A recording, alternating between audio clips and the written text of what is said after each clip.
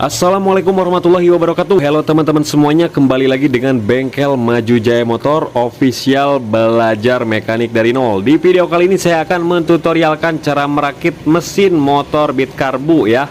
Nah, di bagian krek as, bagian bearing-bearingnya kita kasih pelumasan dulu, dan pastinya sudah dibersihkan di bagian tampungan olinya karena itu kotor banget ya. Nah, untuk metode pemasangan kruk asnya di sini saya panasin aja kurang lebih 80 derajat Celcius, kurang lebih 3 menitan ya. Jangan sampai berlebihan ataupun sampai dengan memerah, itu tidak baik. Kita gunakan gas torch seperti ini ya, flame gun.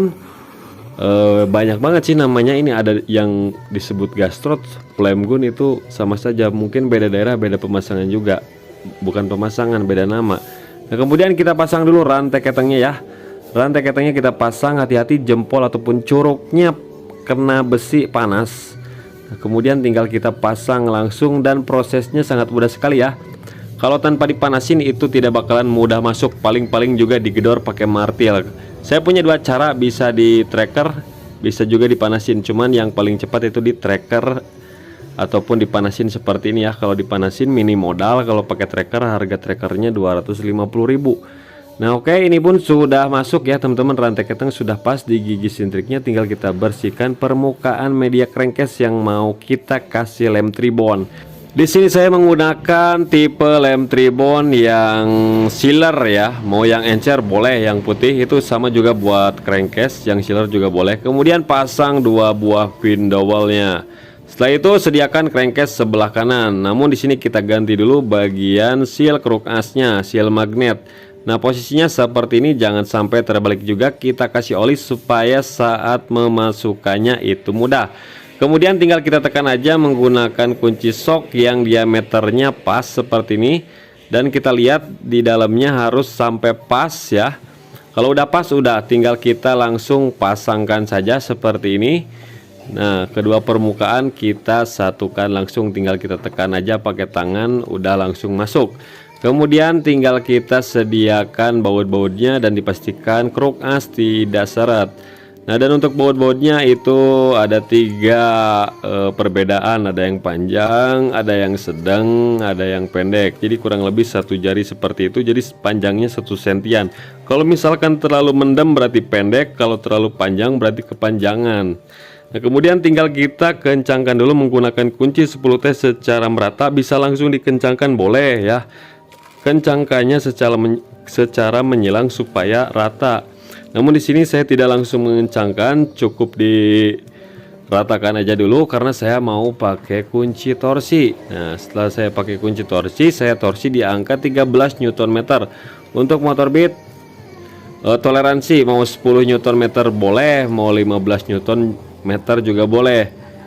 Yang penting jangan sampai lebih, dan yang penting jangan sampai kurang. Kalau kurang berarti kendor, kalau lebih nantinya patah ataupun selek, begitu teman-teman. Jadi teman-teman gak usah bingung, kalau setiap mekanik beda-beda torsinya, itu boleh ya, diatur aja 10 sampai dengan 15 Nm. Kemudian pasang bagian pompa olinya, kita kasih pelumasan, pasang dua buah pin dowelnya. Nah, dua buah pin dowel di bagian pompa oli. Dan untuk motor Beat ini bagian pompa olinya tidak ada packing kertasnya ya. Jadi langsung aja kita pasangkan seperti ini, kasih oli lagi, kemudian baut-bautnya. Nah, kemudian untuk bautnya ini saya torsi di angka 15 Nm ya, karena bautnya pendek. Kalau misalkan bautnya panjang ditorsi 15 itu terkadang takut patah gitu ya teman-teman. Nah, oke, ini udah selesai, tinggal kita pasang bagian gigi plastik, gigi pompa olinya. Kemudian kita putar, harus berputar gigi plastiknya. Setelah itu tinggal kita pasang bagian tutupnya ini. Nah, ada o-ringnya masih bagus. Kalau misalkan o-ringnya jelek ganti saja. Kemudian tinggal kita pasangkan, langsung paskan. Kemudian tinggal kita pasangkan lagi baut-bautnya ya. Bautnya kita pasangkan, kalau misalkan kurang lurus tinggal ketuk dikit. Nah, udah tinggal kita pasangkan lagi. Nah, jadi sangat sedikit sekali komponennya untuk motor Matic ya. Motor Matic itu motor yang paling mudah cara bongkar dan pasangnya, karena tidak ada komponen gigi rasio, gak ada shift drum, gak ada capit udang, gak ada kopling ya. Jadi terpisah teman-teman. Nah, oke, ini udah selesai prosesnya. Kita bersihkan sisa-sisa lemnya. Nah, kemudian kita pasang bagian filter olinya. Ada per, jangan sampai terbalik ya teman-teman. Kemudian tinggal kita kencangkan saja langsung menggunakan kunci sok 17 secukupnya. Kemudian pasang lidah tensioner bagian atas. Kemudian untuk pengencangan bautnya menggunakan kunci L10. Kemudian tinggal kita pasang bagian seal kruk asnya. Tinggal kita masukkan tengahnya, kemudian tinggal kita dorong-dorong pinggirnya. Kalau misalkan sulit menggunakan jempol, tinggal dorong aja menggunakan kunci T ataupun ubeng min. Kemudian bersihkan sisa olinya, tinggal kita pasang spinya menggunakan tang snap ring tutup seperti ini. Nah, oke, sudah terpasang, tinggal kita proses pemasangan bagian piston. Untuk pemasangan ring piston untuk mesin tengah sudah ada di video sebelumnya, tinggal dicek saja. Nah, perhatikan tanda in ini di bagian atas ya. Nah, untuk pistonnya ini menggunakan piston KZL, berarti KZL itu Honda Beat injeksi, dipasang di motor Beat Karbu, itu tidak apa-apa ya. Nah, kemudian pasang pen piston, kemudian tinggal kita pasang sepi pengunci pen pistonnya seperti ini. Setelah masuk, tinggal kita sesuaikan lagi untuk penentuan celah ring pistonnya jika berubah ketika proses pemasangan sepi ya. Nah, untuk posisi ring piston sudah sesuai seperti yang saya tentukan. Kemudian pasang 2 buah pin dowel di sebelah baut dalam kiri ya, dua-duanya. Kemudian tinggal kita sediakan packing kertasnya. Usahakan untuk pemakaian packing kertas jangan menggunakan packing yang abal-abal, minimal dari merek Puboru, TGP ataupun Asta ya. Lebih baik juga yang original seperti itu. Nah, kemudian tinggal kita pasang bagian blok pistonnya, kita kasih oli di bagian liner. Kemudian untuk pemasangannya kita masukkan dulu celah ring pistonnya. Setelah masuk celahnya, baru tinggal kita tekan bagian punggung ataupun pinggir ring pistonnya. Setelah masuk semua, tinggal kita goyang-goyang dikit dan piston pun sudah bisa masuk. Kemudian tarik rantai keteng menggunakan curug, tinggal dorong aja bagian blok pistonnya. Nah, udah masuk, tinggal kita putar-putar ya. Putar-putar supaya prosesnya lancar ya. Kalau seret berarti ada yang nyelip itu ring pistonnya ya. Nah, oke, ini udah pas, kita topkan, sisa olinya kita lap. Kemudian pasang lidah tensioner bagian bawah. Kemudian tinggal kita pasang 2 buah pin dowel. Nah, sebelah atas kanan dan sebelah kiri di bagian bawah dua-duanya. Kemudian tinggal kita pasang bagian klep ya. Klep udah saya sikir ulang di bagian intake dan exhaustnya udah saya bersihkan. Kemudian di sini ada ring, kemudian pasang seal klep.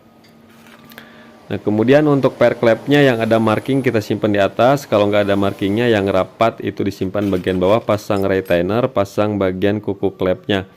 Nah, untuk kuku klepnya tinggal ditekan aja seperti ini pakai jempol, mudah kok, nggak keras-keras amat seperti motor yang lainnya. Nah, dan untuk yang ini pun sama ya, pasang ring bawah, kemudian seal klepnya, kemudian per klep, retainer, kemudian kuku klepnya seperti ini. Nah, jadi mudah. Kalau misalkan susah ditekan pakai jempol ya tinggal pakai kunci sok, kunci T, tambah kain, itu boleh-boleh saja. Kemudian untuk pengecekan di bagian bearing noken as itu masih layak pakai ya, tinggal kita kasih pelumasan saja. Kemudian bautnya kita pasang, langsung kita kencangkan supaya tidak lupa. Karena kalau cuma dipasang doang tanpa dikencangkan terkadang kita lupa, jadi harus langsung dikencangkan. Nah, kita kasih oli aja nih, kasih oli. Kemudian rocker armnya di sini ada perbedaan, ada in, ada X ya. Kalau yang X itu ada tonjolan, ada S-nya, jadi jangan sampai tertukar. Kemudian di bagian pennya juga yang panjang disimpan di in, yang pendek disimpan di X, dan yang menghadap keluar itu yang ada ulir deratnya ya, jangan sampai terbalik juga supaya saat proses pembongkaran lebih mudah. Kemudian pasang pen ADS, kemudian per kecil di bagian ADS-nya ya. Kemudian tinggal kita pasang packing sengnya. Setelah dipasang baru pasang headnya. Nah, pasang langsung ya. Kemudian rantai ketengnya posisikan harus masuk ke sini, jangan sampai terjepit. Kemudian tinggal kita ketuk dikit aja menggunakan palu karet ya, sampai rapat. Nah, setelah itu pasang ring plat seperti ini. Nah, kemudian murnya kita pasangkan. Kemudian baut di pinggirnya yang 10 pasangkan juga. Tinggal kencangkan aja dulu secara merata. Kalau mau dikencangkan secara peeling, jangan sampai terlalu kekencangan. Kalau misalkan terlalu kencang, nantinya si noken as bisa seret ya. Kalau pakai kunci torsi itu di angka 18,5 Nm sampai dengan 19,5 Nm. Kita kencangkan secara silang. Setelah kencang seperti ini, dicek lagi putaran noken as jangan sampai seret. Kalau misalkan seret berarti itu terlalu kekencangan ya, nanti lahar noken as itu cepat rusak. Nah, ini lancar ya, bisa berputar dengan mudah. Dan untuk yang pinggir ini saya torsi di angka 13 Nm. Nah, oke, setelah itu tinggal kita topkan lagi. Cara pengetopan bisa dilihat dari magnet, namun magnet nggak dipasang, belum dipasang ya. Kita cek dari lubang busi, colok aja seperti ini. Usahakan piston sudah berada di titik mati atas, tinggal kita buka. Penekan tensionernya menggunakan obeng ketok PH3, putar ke kanan pakai obeng min untuk mengunci tensioner atau penekannya.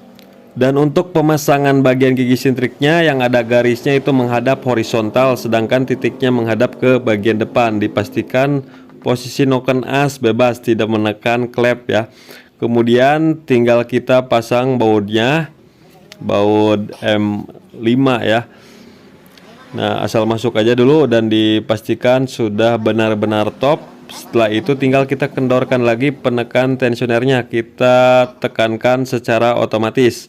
Nah, setelah itu tinggal kita tahan menggunakan magnet, kita kencangkan langsung ya. Kita kencangkan di 17 Nm untuk baut baja gigi sintriknya. Oke, setelah kencang seperti ini tinggal kita putar-putar saja ya untuk proses pengetesan ataupun pengecekan. Kemudian kita posisikan di top lagi. Kemudian baut penekan tensionernya kita pasangkan lagi. Ada o-ringnya ya.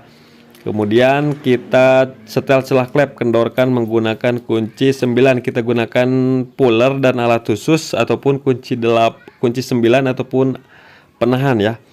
Nah, dan untuk yang in saya setel di 0,010, bisa juga sampai dengan 0,15. Sedangkan yang X saya setel di 0,15 sampai dengan 0,20 ya. Jadi disesuaikan saja, standarnya seperti itu. Yang in 0,10, 0,15 untuk motor Beat Karbu. Nah, tinggal kita cek-cek lagi, dipastikan celahnya sudah sesuai. Tinggal kita pasangkan oli, baut oli kita pasang, kemudian tinggal kita tes oli yang naik ke bagian head. Untuk pelumasannya kita putar menggunakan impact. Kalau nggak ada impact di engkol-engkol juga bisa. Nah, oli sudah masuk. Kemudian di bagian o-ring headnya kasih lem tribon di bagian lekungannya saja, nggak perlu semuanya ya. Kemudian setelah masuk tinggal kita pasang bautnya, kita kencangkan secukupnya. Kemudian kita pasang bagian spool. Nah, di bagian spool kita masukkan kecoakannya, spoolnya posisikan, pulser kita pasangkan. Kemudian di bagian pulser ada plat penahan kabelnya, bautnya baut 8 ya. Nah, kita pasang plat penahan kabel di atas ini, jangan sampai terbolak-balik.